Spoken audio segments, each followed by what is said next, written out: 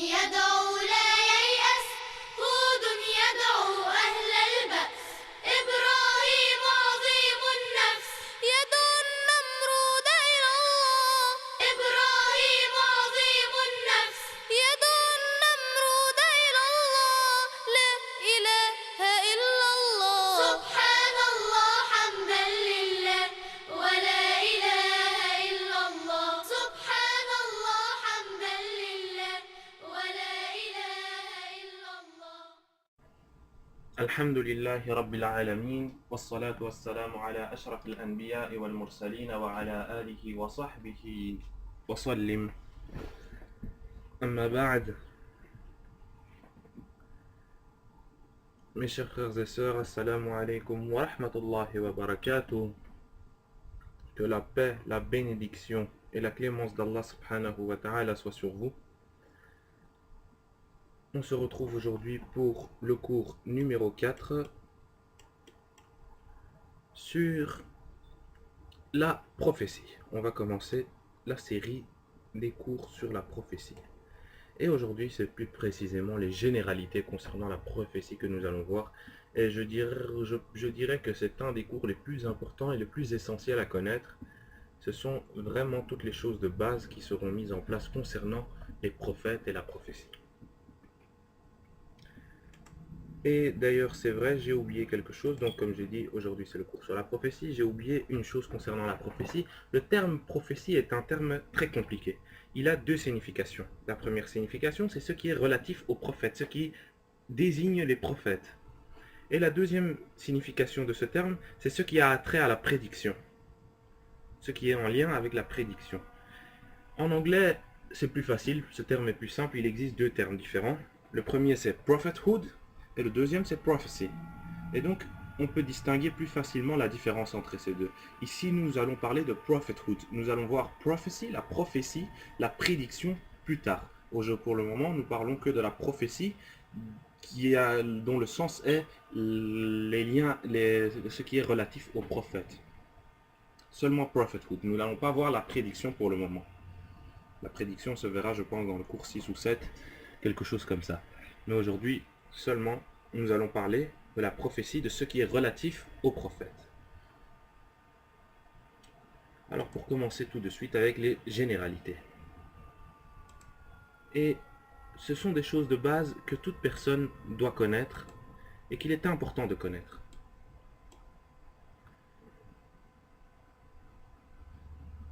Le Coran dit, dans Sourate Fatir, au chapitre 35, au verset 24, il est dit وَإِن مِّنْ أُمَّةٍ إِلَّا خَلَا فِيهَا النَّذِيرُ. Il n'y a pas une seule nation à qui nous n'avons pas envoyé un avertisseur. Et le même message est donné dans Sourate Ar-Ra'd, au chapitre 13, au verset 7, dans lequel il est dit وَلِكُلِّ قَوْمٍ هَادٍ. Et à chaque nation, nous avons donné un guide. Le Coran dit donc que chaque nation, chaque tribu, chaque peuplade a reçu un messager, un guide, un avertisseur de la part de Dieu. Le Coran mentionne 25 prophètes, 25 avertisseurs, 25 guides, 25 messagers par nom, par leur propre nom, il est mentionné dans le Coran. Et 18 de ces 25 prophètes, parmi ces 25 prophètes, 18 ont été nommés dans ce passage-là du Saint-Coran, Sourate An'am, chapitre 6, à partir du verset 83 jusqu'au verset 86. Plus de 18 prophètes sur 24 ont été mentionnés dans ce verset-là. Alors que dit ce verset? Que disent ces versets plutôt? Il est dit وَتِلْكَ حُجَّتُنَا آتَيْنَاهَا إِبْرَاهِيمَ عَلَى قَوْمِهِ نَرْفَعُ دَرَجَاتِ مَن نَّشَاءُ إِنَّ رَبَّكَ حَكِيمٌ عَلِيمٌ. Tel est l'argument que nous inspirâmes à Abraham contre son peuple. Nous élevons en haut rang qui nous voulons. Ton Seigneur est sage et omniscient. Donc ici, le nom du prophète Abraham, premier prophète, a été mentionné dans le verset 83. Le verset 84, il est dit وَوَهَبْنَا لَهُ إِسْحَاقَ وَيَعْقُوبَ كلا هدينا ونوحا هدينا من قبل ومن ذريته داود وسليمان وأيوب ويوسف وموسى وهارون وكذلك نجزي المحسنين. Et nous lui avons donné Isaac et Jacob, nous les avons guidés tous les deux, et Noé, nous l'avons guidé auparavant, et parmi la descendance d'Abraham ou de Noé, David, Salomon, Job, Joseph, Moïse et Aaron. C'est ainsi que nous récompensons les bienfaisants. Ainsi, 9 prophètes sont mentionnés dans ce verset-ci. Au verset 85, il est dit وَزَكَرِيَّا وَيَحْيَا وَعِيسَى وَإِلْيَاسَ كُلٌّ مِّنَ الصَّالِحِينَ. De même, Zacharie, Jean-Baptiste, Jésus, Élie, tous étaient du nombre des gens de bien. 4 prophètes ont été mentionnés dans le verset 85. Et dans le verset 86, وَإِسْمَاعِيلَ وَالْيَسَعَ وَيُونُسَ وَلُوطًا وَكُلًّا فَضَّلْنَا عَلَى الْعَالَمِينَ. De même, Ismaël, Élisée, Jonas et Lot, chacun d'eux, nous l'avons favorisé par-dessus le reste du monde. Et encore 4 prophètes qui sont mentionnés. C'est-à-dire un prophète dans le verset 83, 9 prophètes dans le verset 84, ce qui fait 10, 4 prophètes dans le verset 85, ce qui fait 14, et encore suivi de 4 prophètes dans le verset 86, ce qui fait 18. 18 des 25 prophètes sont mentionnés dans 4 versets successifs. Et les 7 autres prophètes, comme j'ai dit, 25 sont mentionnés par le nom, ça veut dire qu'il y en a 7 qui n'ont pas été mentionnés, que je n'ai pas encore mentionné ici. Les 7 autres qui ne sont pas mentionnés ici, que je n'ai pas mentionnés, se retrouvent dans différents versets du Saint-Coran, et il est assez facile de retrouver ces versets du Saint-Coran simplement par un petit moteur de recherche ou quoi, ou même sur internet, vous pouvez facilement trouver ces versets. Donc je ne les ai pas mentionnés ici. Et ici vous retrouvez sur la diapositive le nom de tous les prophètes. Prophètes, et Abraham, il s'agit de donc Isaïsme, par exemple d'autres prophètes ici. Bref, et parmi ces prophètes qui sont mentionnés ici, il y a des histoires qui existent dans la Bible qui calomnient certains de ces prophètes. Et pour nous les musulmans, ces histoires sont totalement inacceptables. Par exemple, dans Genèse chapitre 19 au verset 30, un passage que nous avons déjà vu, la Bible raconte que le prophète Lot aurait eu des rapports incestueux alors qu'il était ivre avec ses filles. Et la Bible raconte également que Daoud, le prophète David, paix sur lui, aurait envoyé un de ses leaders à sa mort pour pouvoir épouser sa femme. Mais pour nous les musulmans, les prophètes se situent bien au-delà de cette vision de ce qui est rapporté par ces récits. D'un point de vue islamique, ces récits ne contiennent aucune vérité. Ces récits sont totalement inacceptables pour les musulmans. Bref, nous allons revoir tous ces passages qui contredisent le point de vue islamique. Nous allons les revoir par après, lorsque nous verrons la prophétie d'un point de vue coranique contre le point de vue biblique. C'est-à-dire les prophètes d'un point de vue coranique et biblique. Pour continuer avec les généralités. Le Coran dit dans Sourate Nisa, chapitre 4 au verset 164, et dans Sourate Ghafir, chapitre 40 au verset 78, وَرُسُلًا قَدْ قَصَصْنَاهُمْ عَلَيْكَ مِنْ قَبْلُ وَرُسُلًا لَمْ نَقْصُصْهُمْ عَلَيْكَ. Et il y a des messagers dont nous t'avons raconté l'histoire précédemment, et il y a des messagers qu'on t'a raconté l'histoire, et des messagers dont nous t'avons point raconté l'histoire. Donc le Coran dit que l'histoire de certains prophètes sont mentionnées dans le Coran, et les histoires d'autres prophètes n'ont pas été racontées dans le Saint-Coran. Ce qui veut dire qu'il existe des prophètes qui n'ont pas été cités dans le Saint-Coran. Et par un hadith qui se trouve dans le Musnad de l'imam Ahmad, qui est rapporté par Umama al-Bahili, qui raconte une histoire, une conversation qu'il y a eu entre le prophète Muhammad sallallahu alayhi wa sallam et Abu Dharr al-Fadi radiallahu anhu, dans lequel Abu Dharr radiallahu anhu demande au prophète Muhammad sallallahu alayhi wa sallam combien y a-t-il de prophètes, combien y a-t-il eu de prophètes dans l'histoire de l'humanité? Et le prophète Mohammed sallallahu alayhi wa sallam a répondu 124 000. Le prophète Mohammed sallallahu alayhi wa sallam nous dit donc qu'il y a 124 000 prophètes envoyés sur terre. Et ceci est tout à fait correct, car le Coran dit dans Sourate Ra'd chapitre 13 verset 7, وَلِكُلِّ قَوْمٍ هَادٍ, et à chaque nation nous avons envoyé un prophète. Et si le Coran ne mentionne seulement 25 prophètes, certains pourraient se dire à chaque nation, à chaque peuplade un prophète, or il y a seulement 25 prophètes. Non, il y a 124 000 prophètes, certains ont été racontés, d'autres n'ont pas été racontés. Voilà. Et il y a deux points importants au sujet de la prophétie qui doivent être clarifiés, que j'ai oublié de clarifier. C'est concernant le rôle du prophète Jésus, paix sur lui. Les versets coraniques qui relatent l'histoire de Jésus, paix sur lui, rejettent catégoriquement le concept de sa divinité et l'idée comme quoi il serait fils de Dieu. La divinité et le fait qu'il soit fils de Dieu est catégoriquement rejeté dans le Coran. Et il présente donc Jésus, paix sur lui, comme étant un des plus grands prophètes de Dieu. Ici, comme je vous avais dit, 25 prophètes. Jésus n'est pas présenté dans le Saint-Coran comme étant le Fils engendré de Dieu, ou bien comme étant Dieu lui-même. Donc, ce fait est rejeté catégoriquement. Quelque chose que j'avais oublié de vous mentionner. Et parmi les prophètes, 5 prophètes sont les plus grands. 5 grands prophètes, Noé, Abraham, Moïse, Jésus et le prophète Mohammed sallallahu alayhi wa sallam.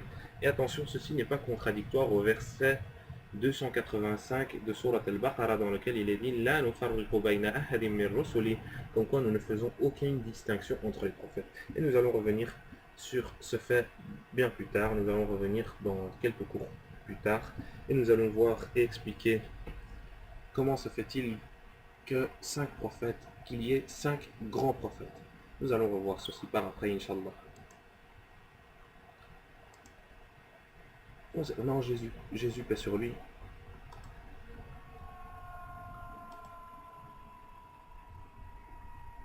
Une chose à dire, c'est que tous les prophètes qui ont été envoyés avant le prophète Mohammed sallallahu alayhi wa sallam ont été envoyés pour des groupes de personnes déterminées, des tribus déterminées, des peuplades déterminées, et leur message était censé être suivi pendant un laps de temps, pendant un temps déterminé.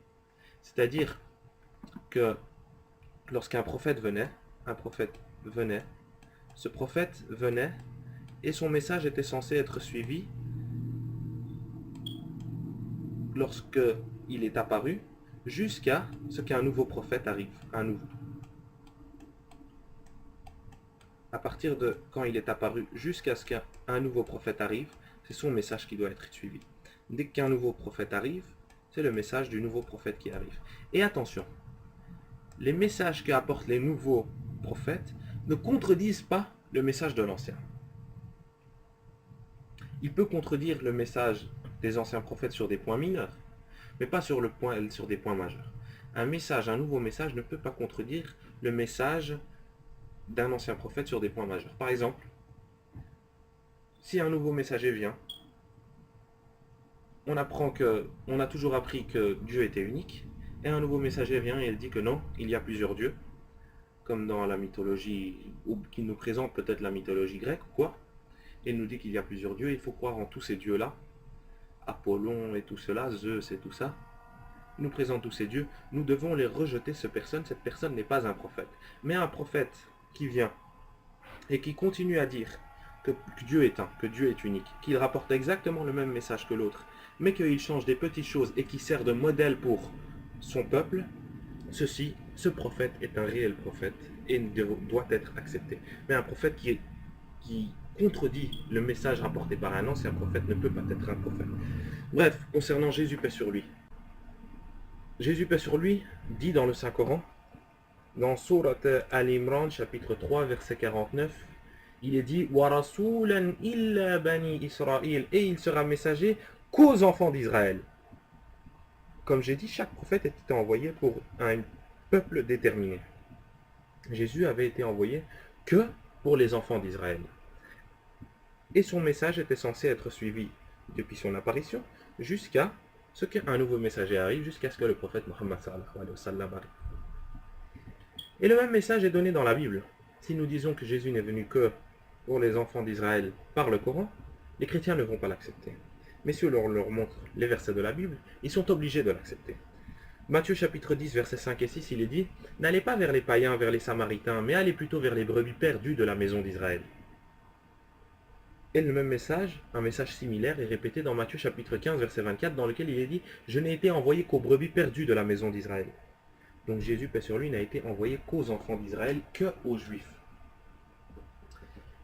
Et le prophète Mohammed sallallahu alayhi wa sallam, comme il est le dernier messager envoyé pour l'humanité, lui, son message est différent. Comme il n'y a pas de nouveau prophète qui va arriver, son message est censé être suivi jusqu'à la fin des temps. Et nous allons analyser aussi pourquoi est-ce que le message du prophète Mohammed sallallahu alayhi wa sallam doit être suivi jusqu'à la fin des temps, et pourquoi est-ce que Dieu n'envoie pas de nouveaux messagers à chaque fois. Pourquoi est-ce qu'il ne continue pas à chaque fois à envoyer de nouveaux messagers? Nous allons analyser tout ceci. Et le Coran affirme que le prophète Mohammed sallallahu alayhi wa sallam a été envoyé pour toute l'humanité dans Surat al-Anbiya, chapitre 21 au verset 107, dans lequel il est dit « وَمَا أَرْسَلْنَاكَ إِلَّا رَحْمَةً لِلْعَالَمِينَ » Et nous ne t'avons envoyé qu'en tant que miséricorde. Nous t'avons envoyé en tant que miséricorde pour toute l'humanité, pour tout l'univers. Et un message similaire est répété dans Surat al-Ahzab, chapitre 33, au verset 43, dans lequel il est dit Ma kana Muhammadun aba ahadin min rijalikum, walakin Rasulullah, wa khataman nabiyyin, wa kana Allah bikulli shay'in alim. Et il est dit le prophète Muhammad sallallahu alayhi wa sallam n'était pas le père d'un de vos hommes, mais il était le messager d'Allah subhanahu wa ta'ala, envoyé pour toute l'humanité.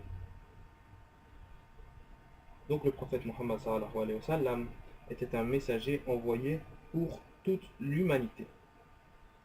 Et je vous ai dit, si l'on présente ces versets, les chrétiens sont censés l'accepter et accepter le fait que Jésus n'a été envoyé que pour les enfants d'Israël. Mais ceci n'est pas vrai. Les chrétiens ne vont jamais accepter ceci.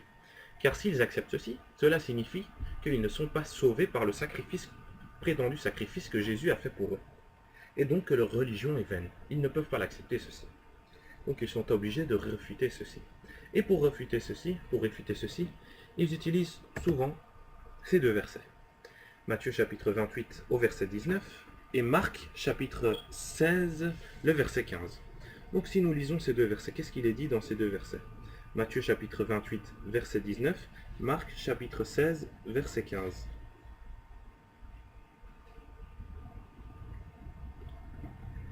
Il est dit Allez donc, faites de toutes les nations des disciples, baptisez-les au nom du Père, du Fils et du Saint-Esprit. Allez donc, faites de toutes les nations des disciples, baptisez-les au nom du Père, du Fils et du Saint-Esprit. Marc chapitre 16, verset 15 dit un message similaire, donne un message similaire, puis il leur dit Allez dans le monde entier, proclamer la bonne nouvelle à toute la création. Ces versets contredisent les deux versets cités précédemment. Donc ces deux versets que nous avons ici contredisent ces versets que nous avons cités ici. Mais les chrétiens disent que non, ceci n'est pas une contradiction. Il s'agit, selon les chrétiens, d'une abrogation. Nasr, comme dans le Saint-Coran, il y a des abrogations, ils disent que ceci est également une abrogation. C'est-à-dire que Jésus au début n'avait été envoyé que pour les Juifs, mais vers la fin de sa mission, il avait été envoyé pour toute l'humanité et il est venu dire qu'il est envoyé pour toute l'humanité lorsque sa mission a été faite. Et si vous avez senti un peu, vous pouvez remarquer que Matthieu chapitre 28 verset 19 est similaire à Jean, à la première épître de Jean chapitre 5 au verset 7. Il est dit allez faites de toutes les nations mes disciples et baptisez-les au nom du Père, du Fils et du Saint-Esprit. Et première épître de Jean chapitre 5 verset 7, il est dit car il y en a trois qui rendent témoignage dans le ciel, le Père, le Verbe et l'Esprit, et ces trois sont un. C'est un peu similaire, la Trinité y est mentionnée à peu près. Mais nous savons que ce verset-ci 1er Jean chapitre 5 verset 7 est une fabrication, que ceci ne se trouve dans aucun manuscrit. Dans aucun manuscrit. Et nous avons vu que la Bible n'a pas d'original, donc nous avons que des copies des manuscrits. C'est pour ça que je dis nous ne trouvons ces versets dans aucun manuscrit. Et si nous allons voir les nouvelles Bibles, les Bibles qui se réfèrent aux plus anciens manuscrits, les Bibles qui sont basées sur les plus anciens manuscrits. Pour savoir quelles sont les Bibles qui sont basées sur les plus anciens manuscrits, soit nous devons rechercher des Bibles, par exemple, ça ce sont les plus anciens manuscrits, ou bien ici nous avons les manuscrits les plus proches de nous, les nouveaux manuscrits, pardon. Les nouveaux manuscrits.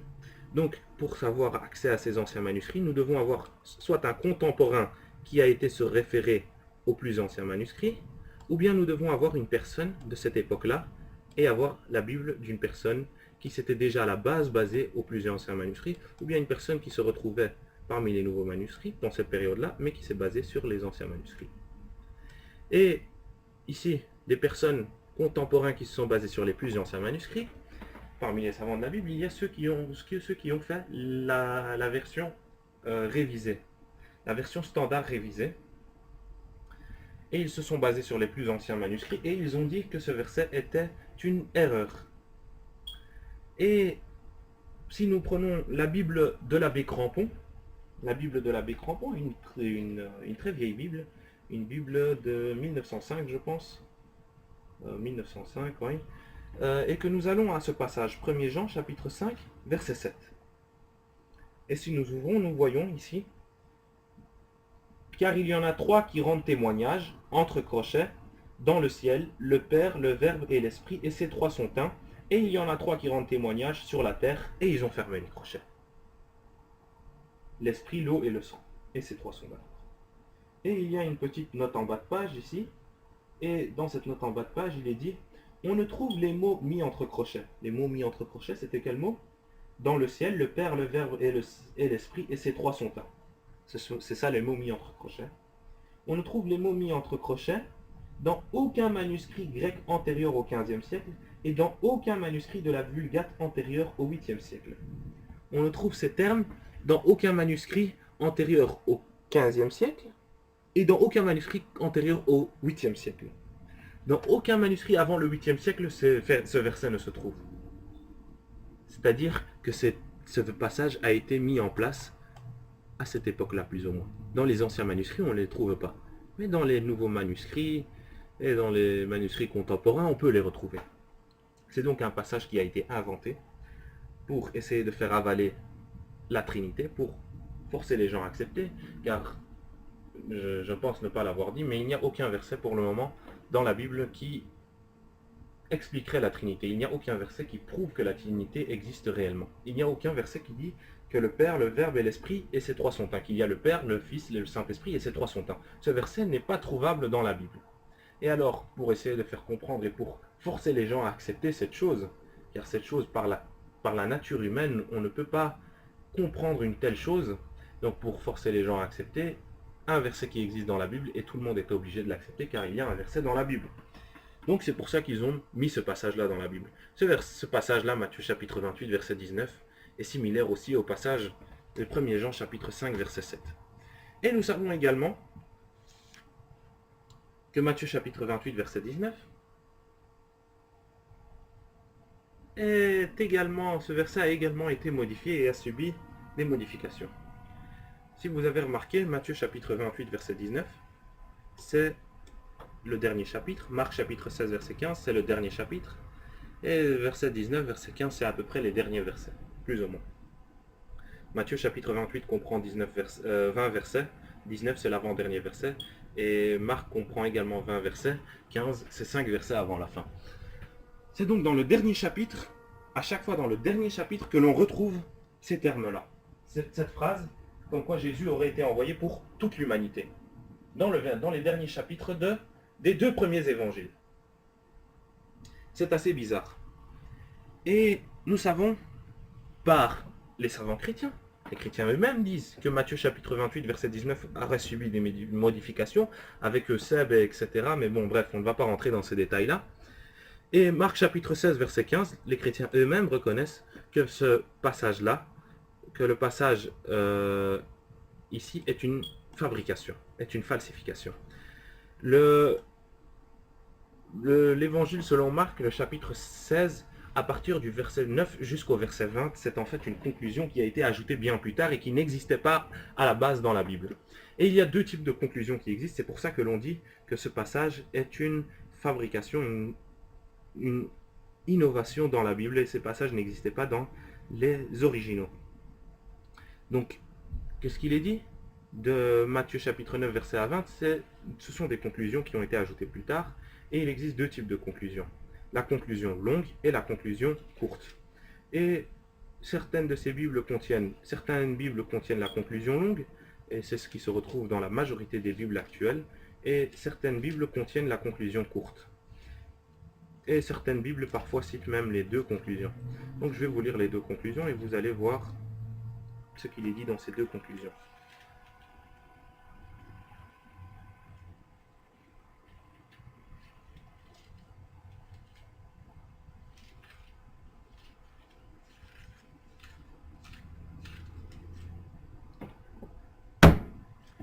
Donc, il est dit, à partir du verset 9, parce que c'est là que commence la conclusion, et même cette Bible décrit, conclusion longue, certains manuscrits et certaines versions de dates anciennes ajoutent la longue conclusion que voici, mais qui manque dans BSI ARM. Bref, ça c'est pas important. Il est dit, après qu'il fut ressuscité, tôt le premier jour de la semaine, il apparut d'abord à Marie la Magdalène, de qui il avait expulsé 7 démons. Elle alla porter la nouvelle à ceux qui avaient été avec lui, car ils étaient dans le deuil et pleuraient. Mais eux, lorsqu'ils entendirent qu'il avait pris vie et qu'il avait été vu par elle, ne crurent pas. De plus, après ces choses, il apparut sous une autre forme à 2 d'entre eux, qui marchaient, ils se rendaient à la campagne. Et ils revinrent et portèrent la nouvelle aux autres, on ne crut pas non plus ceux-ci. Mais plus tard, il apparut aux 11 eux-mêmes pendant qu'ils étaient étendus à table, et il leur reprocha leur manque de foi et leur dureté de cœur, parce qu'ils n'avaient pas cru qu'il l'avait vu relevé d'entre les morts. Et il leur dit, allez dans le monde entier et prêchez la bonne nouvelle à toute la création. Celui qui croit et est baptisé sera sauvé, mais celui qui ne croit pas sera condamné. Et remarquez qu'ici, le passage, celui qui croit et qui sera baptisé au nom du Père, du Fils, du Saint-Esprit n'est pas mentionné dans cette Bible-ci. Bref. De plus, les signes que voici accompagneront ceux qui croiront. En se servant de mon nom, ils expulseront des démons, ils parleront en langue, et avec leurs mains ils prendront des serpents, et s'ils boivent quelque chose de mortel, cela ne leur fera aucun mal. Ils poseront les mains sur les malades, et ceux-ci se rétabliront.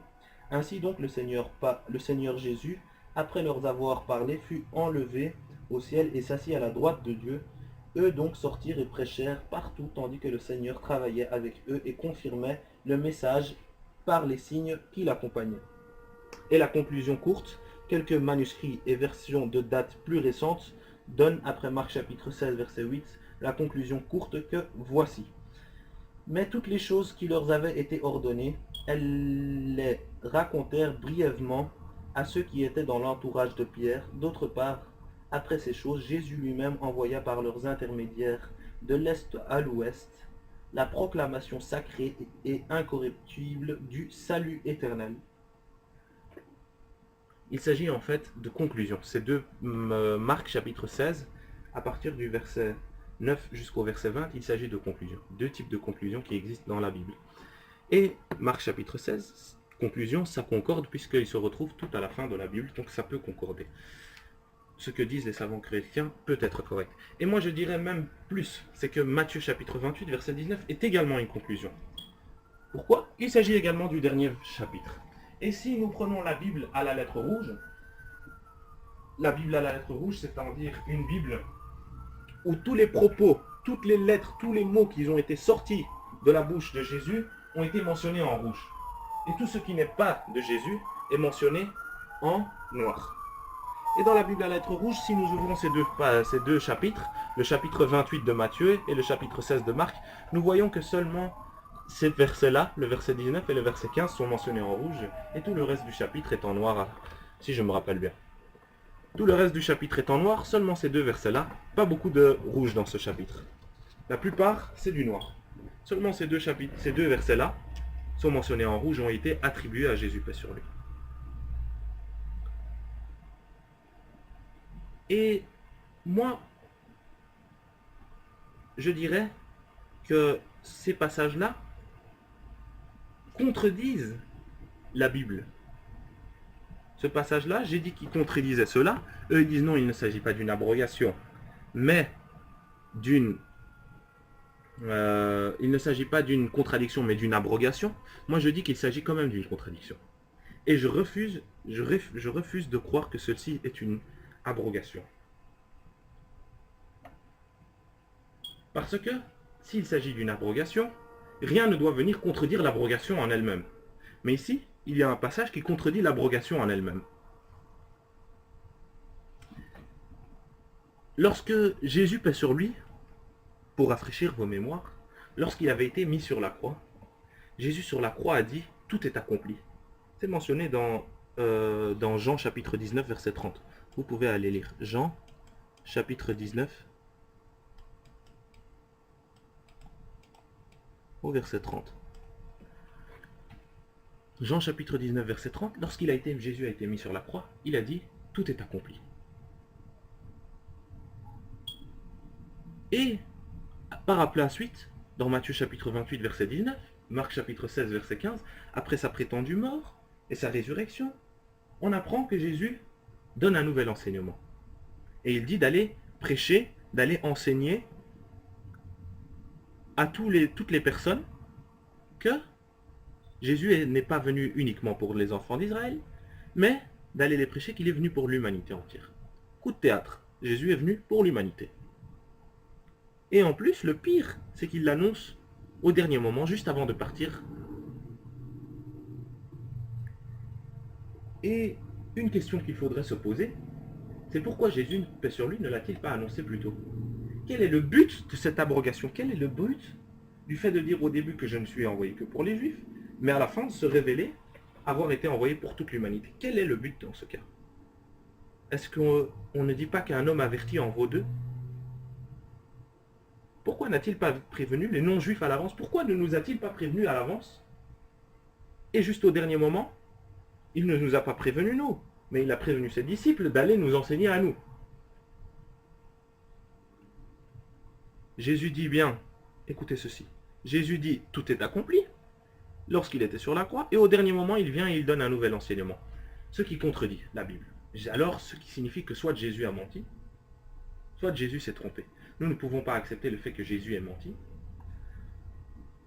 Nous ne pouvons pas accepter ceci. Jésus dit tout est accompli, et puis il donne un nouvel enseignement. C'est ce qui veut dire que tout n'a pas été accompli, et donc que Jésus, paix sur lui, aurait menti dans Ouzubilda. Nous ne pouvons pas croire à ceci. Lorsque Jésus, paix sur lui, a dit tout est accompli, ça signifie que la mission de Jésus était terminée au moment où il a prononcé ces mots. C'est-à-dire qu'une fois que la mission est terminée, il ne peut pas donner de nouvel enseignement. Si j'ai terminé quelque chose, si j'ai terminé de lire un livre, je ne peux pas continuer à lire le livre.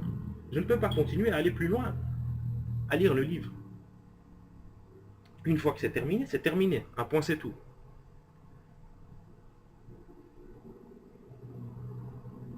Maintenant, une question qu'il faudrait se poser, c'est qui est-ce qui ment là-dedans, dans cette histoire? Qui a menti? Est-ce que c'est Jésus, paix sur lui, qui a menti lorsqu'il a dit tout est accompli? Ou bien est-ce qu'il a menti lorsqu'il a dit d'aller prêcher à toutes les nations? Donc soit c'est Jésus qui a menti dans les deux cas, c'est-à-dire lorsqu'il a dit, soit il a menti lorsqu'il a dit que tout est accompli, soit il a menti lorsqu'il a dit d'aller prêcher à toutes ces nations, ou bien soit ces versets, la personne qui a écrit ces versets a menti et a attribué ces versets à Jésus alors que ces versets n'appartenaient pas à Jésus. Ce sont les trois cas possibles. Et réellement, une personne sincère opterait pour la troisième proposition. Jésus ne peut pas mentir, c'est la personne qui a écrit ces propos et qui les a proposés comme étant de Jésus, paix sur lui. C'est cette personne-là qui a menti et non pas les Jésus, paix sur lui. Les deux premières propositions sont correctes.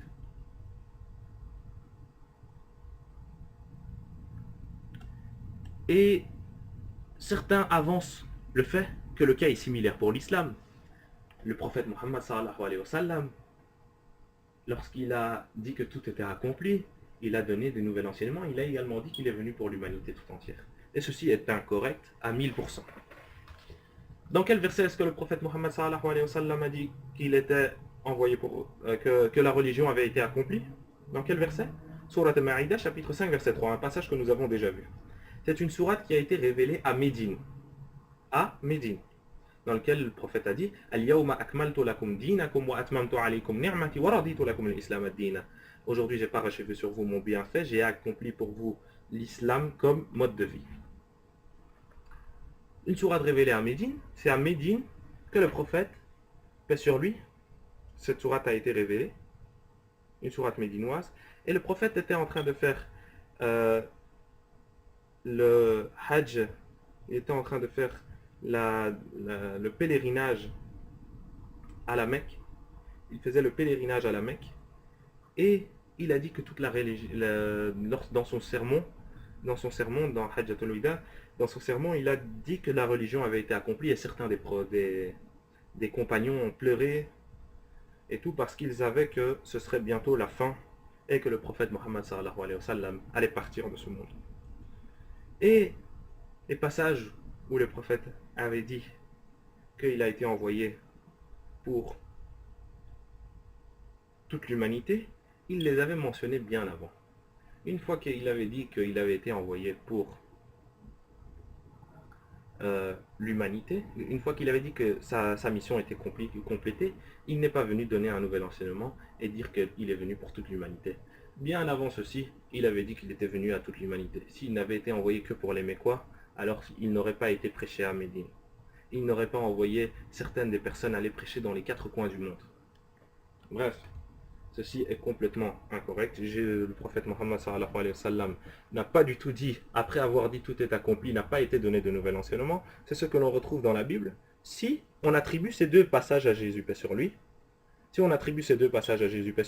alors il y a deux propositions qu'on doit opter. Soit Jésus, paix sur lui, a menti lorsqu'il a dit tout est accompli, soit Jésus, paix sur lui, a menti lorsqu'il donne ces deux passages, soit c'est ces deux passages qui sont incorrects et c'est la personne qui les a insérés qui a menti.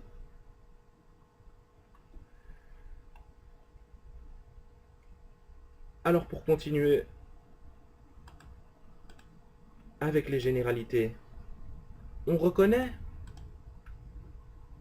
à chacun des prophètes 3 caractéristiques. Ces prophètes ont été choisis. Comment ces prophètes ont été choisis? Et qui était-il pour mériter un tel honneur, l'honneur d'être un prophète?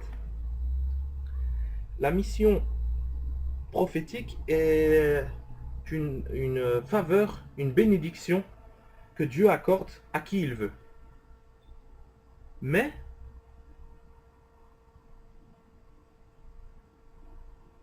on reconnaît chez chacun de ces 3 prophètes, de chacun de ces messagers, 3 caractéristiques communes.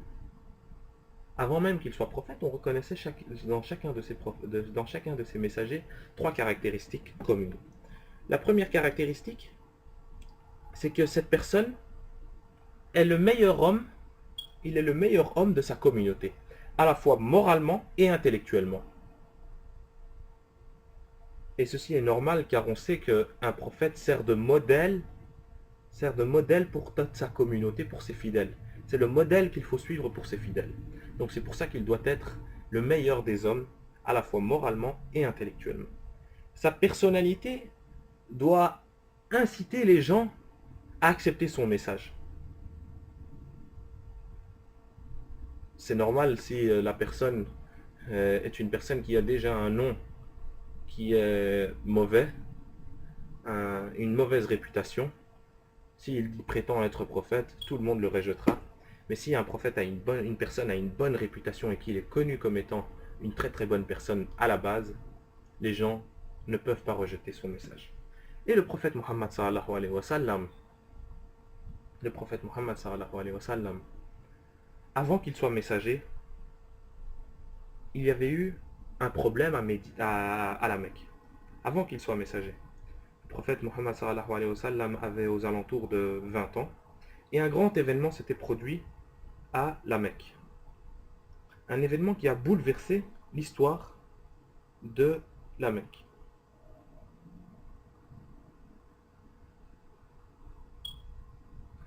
Un marchand pauvre des tribus yéménites était venu à la Mecque pour faire le commerce, pour faire du commerce avant le pèlerinage, avant le Hajj.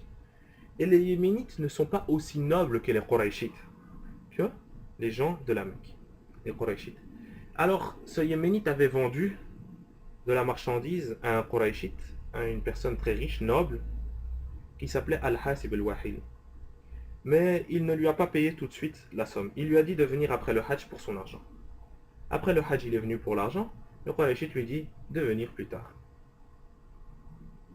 Il revient plus tard, il lui dit de revenir encore plus tard. Il revient plus tard, il lui dit encore de revenir plus tard.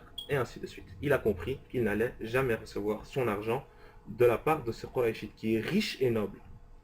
Alors, pour raccourcir l'histoire, cette personne, ce marchand, il a été demandé de l'aide à plusieurs nobles Qurayshites pour demander à ce qu'il l'aide et qu'il le dise à l'autre de rembourser son argent, mais personne ne l'aida. Il venait de se faire voler, mais il n'y a personne qui peut l'aider, rien à faire. Pourquoi est-ce que les Qurayshites ne veulent pas l'aider? Car c'est un membre de leur tribu, c'est comme s'il s'agissait de son frère. Il ne va pas aller à l'encontre de son frère, même s'il a tort, pour aider une personne qui lui est étrangère. C'était la loi à l'époque. Il n'y avait pas de justice. Pas de tribunal, pas de cour, vous ne pouvez pas aller porter plainte. Alors, cette personne a décidé de critiquer les Quraysh d'une manière très forte. Comment critiquer à cette époque et faire mal le plus possible? C'était sous forme de poésie. Alors il est allé devant la Kaaba, là où il y a le plus de gens, il est allé et sous forme de poésie, il les a critiqués. Et il leur a dit différentes choses. Il leur disait: comment pouvez-vous vous prétendre être noble, gardien d'un sanctuaire sacré, alors que le plus noble d'entre vous, le plus riche d'entre vous, vient de voler une personne aussi pauvre que moi, une personne aussi faible que moi. Et il leur dit: la noblesse, ce n'est pas le fait d'être gardien d'un sanctuaire sacré, ce n'est pas le fait d'être gardien de la Mecque. La noblesse vient du comportement, du fait d'aider une personne qui est dans le besoin. Et lorsqu'on me vole, aucun de vous n'est choqué, aucun de vous ne vient à mon secours. C'est ça que vous appelez, vous, la noblesse, et vous prétendez, vous, noble, alors que vous supportez des voleurs. C'était un choc total pour les Quraysh, pour les nobles. Alors, quelle a été la conséquence de cet événement? C'était la mise en place d'un traité. Le traité a été mis en place par l'oncle aîné du prophète, Zubayr ibn Abdul Muttalib. Et parmi les gens présents dans cette assemblée pour mettre en place ce traité, c'était notre prophète Mohammed sallallahu alayhi wa sallam. Tous des gens de 60-70 ans, et le prophète Mohammed sallallahu alayhi wa sallam, le seul qui avait seulement 20 ans, était ici pour signer le traité. Et ce traité s'appelle Hilf al-Fudul ou bien Hilf al-Mutayyabin, quelque chose qui est important à connaître. Hilf al-Fudul ou Hilf al-Mutayyabin. Par cette histoire et par de nombreuses autres histoires, on peut apprendre que le prophète occupait une place importante à la Mecque avant même le fait qu'il soit messager. Et plusieurs années plus tard, lorsqu'il était à Médine, il a dit: même si on m'aurait proposé des millions, il n'a pas dit des millions, il a comparé ça à plusieurs chameaux, il a dit: même si on me proposait des millions, des milliards, je ne prendrais pas cette somme pour laisser ma place lors de la mise en place de ce traité. Avant que le prophète Mohammed sallallahu alayhi wa sallam ne soit un prophète, il était déjà reconnu comme étant le meilleur de sa communauté. Avant qu'il soit prophète, il était déjà renommé Al-Amin, celui qui est digne de confiance.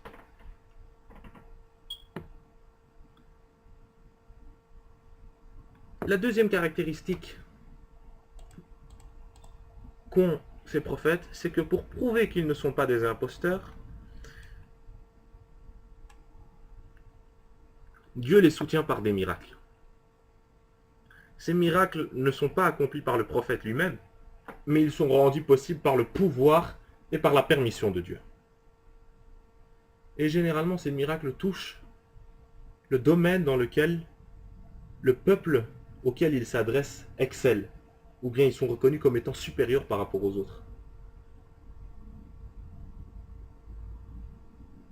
Mais tout d'abord, laissez-moi vous dire que le fait de soutenir par les miracles n'est pas obligatoire. Ce n'est pas quelque chose d'obligatoire, mais s'il s'agit d'une caractéristique qui est généralement le plus utilisée.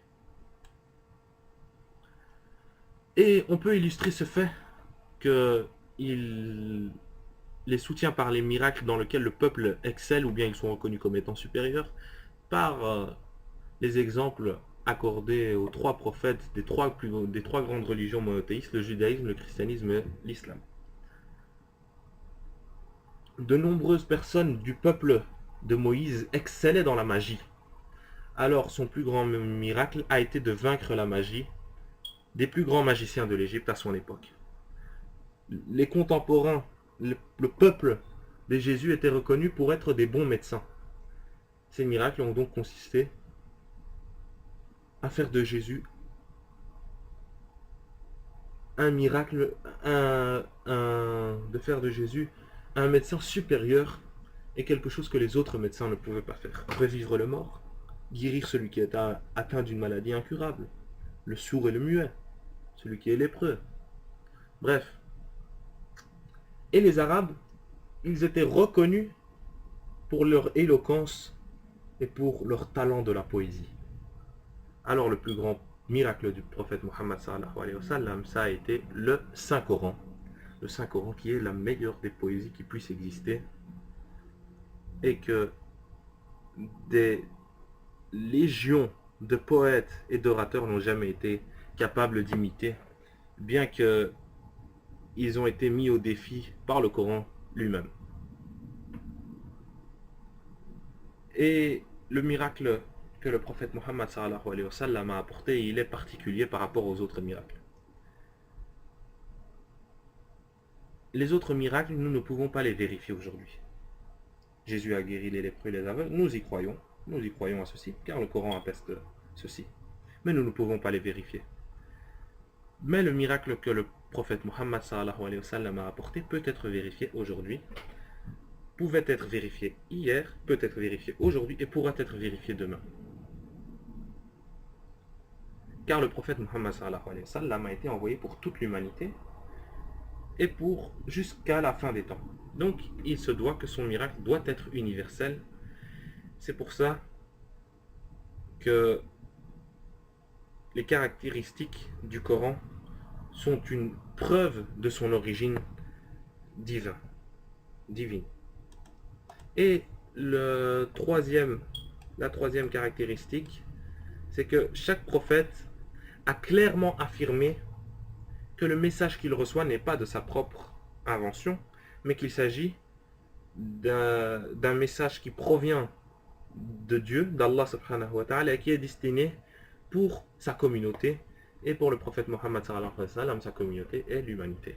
Alors il confirme ce qui a été révélé avant lui, il ne contredit pas ce qui a été révélé avant lui, et il fait l'annonce de ce qui pourra être révélé après lui. Et généralement il fait ça pour démontrer qu'il n'est là que pour transmettre le message qui lui a été confié par l'unique, le véritable Dieu. Le message est essentiellement le même et il a les mêmes objectifs comme nous l'avons dit plus tôt. Donc le message qu'il va révéler ne va pas dévier de ce qui avait été révélé avant lui ou de ce qui pourra être révélé après lui. Comme je vous l'ai dit, le prophète Jésus, paix sur lui, a dit « Je ne suis pas venu pour abolir la loi ou les prophètes, mais je suis venu pour l'accomplir. » Je suis venu pour les accomplir, pas pour les abolir. Les prophètes sont donc essentiels pour transmettre les instructions et le message de Dieu à l'humanité. Nous n'avons aucun autre moyen de connaître la raison pour laquelle nous avons été créés. Aucun autre moyen pour savoir pourquoi nous avons été créés si les messagers ne sont pas venus et ne nous avaient pas révélé le message divin. Nous ne savons pas. La science même ne peut pas nous aider pourquoi nous avons été créés. Demandez au plus grand scientifique que vous voulez pourquoi l'homme a été créé. Il ne sait pas vous répondre pourquoi nous avons été créés. Qu'adviendra-t-il après notre mort? Les scientifiques ne pourront pas vous dire. Y a-t-il une vie après la mort? Les scientifiques ne pourront pas vous dire. Est-ce que nous allons repayer les actions que nous avons faites? Les scientifiques ne pourront pas le dire. Est-ce que Dieu, les anges, le paradis, l'enfer et autres, tous les sujets existent? Ils ne pourront pas vous répondre. Ces réponses doivent être authentiques et doivent être apportées par celui qui connaît le monde de l'invisible, par Dieu lui-même, via l'intermédiaire de son messager. Donc pour conclure, les points importants à retenir, c'est que chaque peuple a reçu un prophète de la part de Dieu, au total 124 000. Qu'il y a seulement 25 prophètes qui sont cités dans le Saint-Coran. Il faut connaître le cas de Jésus, paix sur lui. C'est-à-dire que Jésus, paix sur lui, n'est pas Dieu, n'est pas fils de Dieu, mais qu'il est messager de Dieu. Retenir que Jésus, paix sur lui, n'a été envoyé que pour son peuple. Et la réfutation aux arguments. Et il faut connaître l'importance des prophètes, les caractéristiques de ces prophètes. Ce sont les points importants à connaître pour le cours d'aujourd'hui. Wa akhiru da'wana anil hamdulillahi rabbil alamin.